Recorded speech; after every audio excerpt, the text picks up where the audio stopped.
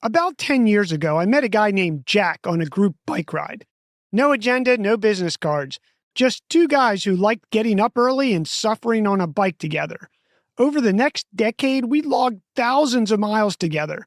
The kind of miles where you talk about everything: the football game last weekend, the new bike wheels you're eyeing, what's going on at work, what's going on at home.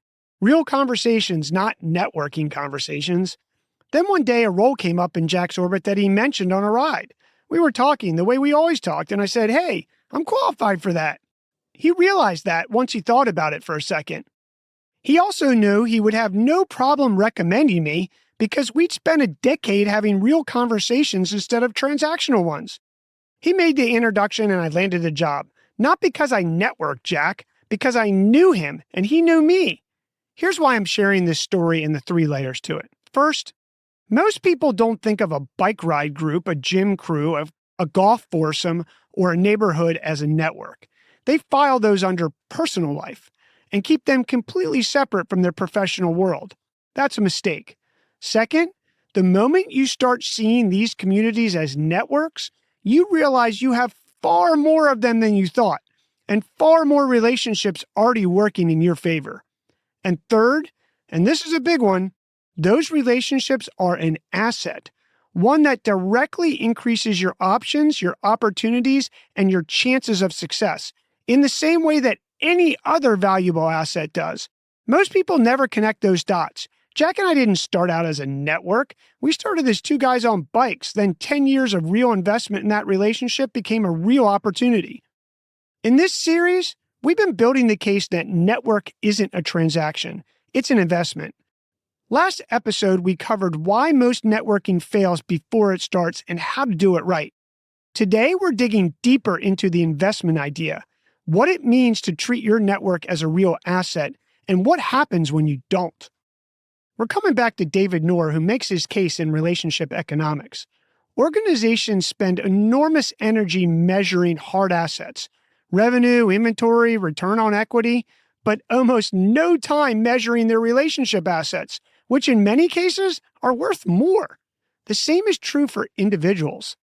The people who trust you, know your work, and would pick up the phone when you call, that's not just a warm feeling. That's a competitive advantage that took years to build. The research backs this up. A 2001 study published in the Academy of Management Journal titled "A Social Capital Theory of Career Success" tested this across 448 professionals in various occupations and organizations. The findings were clear. Your network's value flows through 3 specific channels: access to information, access to resources, and career sponsorship. All 3 tied directly to salary, promotions, and career satisfaction. Your network isn't a nice to have. It's one of the highest return investments that you can make. Now, want to see what happens when you ignore it? A former colleague of mine posted something on LinkedIn that I've saved because of how hard it hit me. He was out of work and tracked his job search over 6 months with real numbers. He applied for over 500 jobs on LinkedIn. That produced exactly 2 late-stage opportunities. He reached out to 30 recruiters at major companies. He has nearly 2 decades of experience, and he got 0 calls with a hiring manager. Then he tried networking, reaching out to real contacts, people who knew him and his work. 5 conversations, 4 resulted in real consideration, 2 ended in offers. 1 was, in his words, the job of his dreams. 500 applications through the system, 5 conversations with people who knew him, and the 5 conversations won by a mile. His takeaway was simple. The system is not your friend. Your network is. Now, here's the uncomfortable part. Most people have a network they've been quietly neglecting. Relationships that went cold, not because anything went wrong, just because life got busy. That's not a dead asset. It's a dormant one, and dormant assets don't compound. Nour put it plainly. Your relationship portfolio has 3 characteristics that determine its value: diversity, quality, and quantity. Most people only tend to have one of those, usually quantity, and wonder why it isn't working. So before we talk about how to build your network, it's worth taking an honest look at where yours stands right now. Here's 5 questions to ask yourself. Number 1, who are the 10 to 15 people who have moved the needle for you or could? Number 2, are you investing in those relationships or assuming they'll be there when you need them? 3, who have you lost touch with that you shouldn't have, not because it ended, just because life got in the way?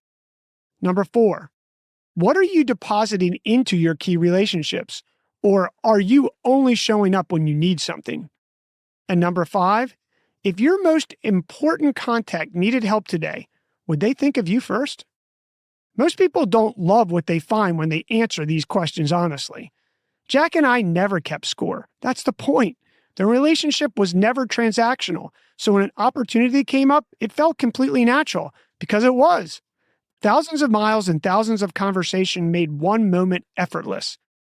Your network appreciates when you invest in it and depreciates when you ignore it. The best opportunities of your career aren't coming from a cold email or a job board. They're coming from a Jack, someone who knows you as a person first. The question is whether you've been showing up for them. Here's your move this week. Pick 3 people in your network you haven't reached out to in the last 6 months. Not because you need anything, just because the relationship matters. Send 1 message to each, a check-in, an article they'd find useful, a simple, "I was thinking of you." One thing worth saying here, in the age of AI, you might be tempted to let a tool write those notes for you. My strong recommendation, don't. I recently got a message from someone I hadn't heard from in a while. I was genuinely excited to hear from them, and I spent real time writing them back. What I got in return was clearly AI generated. The letdown was immediate, not because the words were wrong, but because the whole thing was a sequence, not a person. I'd invested time in a real reply. They hadn't invested anything. Humans have always valued authentic interaction. That instinct isn't going away because AI showed up on the scene. A short note you write yourself beats a polished AI message every single time. That's why handwritten notes still stop people cold when they open their snail mail. 3 messages written by you and see what comes back. In the next episode, we break down the 3 types of relationships you need and why most people only ever build one of them. Your move.